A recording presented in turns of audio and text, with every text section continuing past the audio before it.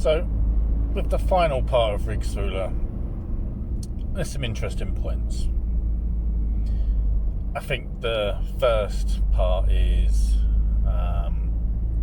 Rig returning to instruct his grandson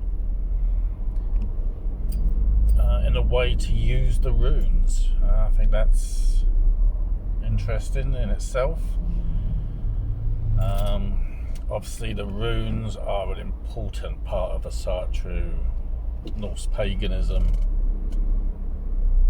and every suggestion is that runes are not to be used lightly. But the story goes a step further, and I feel that this is one of those moments when the arrogance of humanity seems to take over, because obviously King masters the runes and masters them better than Rig. I mean, it's just like, well, okay, I mean, we're talking about a mortal controlling and understanding the runes better than Heimdall. And I find that difficult to believe. But, I mean, I'm going to be the first to admit that there's obviously, let's go with it. I think I'm not going to challenge it too much. And then we move towards sort of the last section of the story, which leads to a very strange and abrupt ending.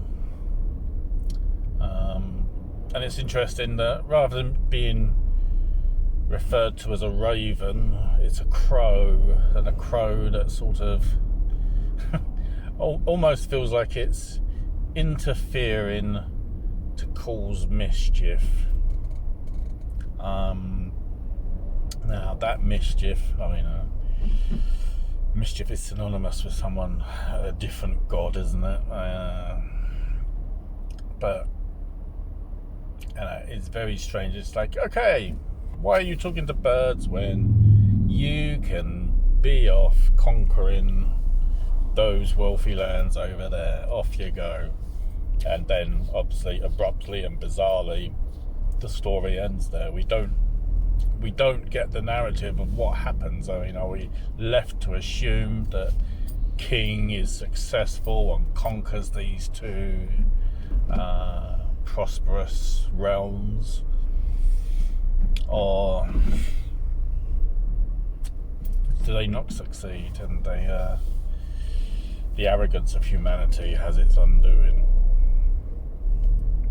So it's all in all, it's a very interesting story, Rigsthula, and obviously we have now reached the end of it, and this is sort of my final sort of commentary before going towards what will be I draw a line under this.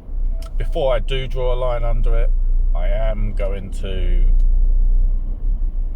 be creative and add my thoughts on how I think this story should end or would have ended, and which other gods may or may not be involved. So this is it for now.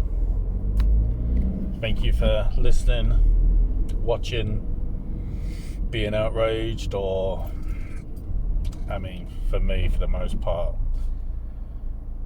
Rigsthula has been an extremely difficult subject to look into, but it has to be looked into.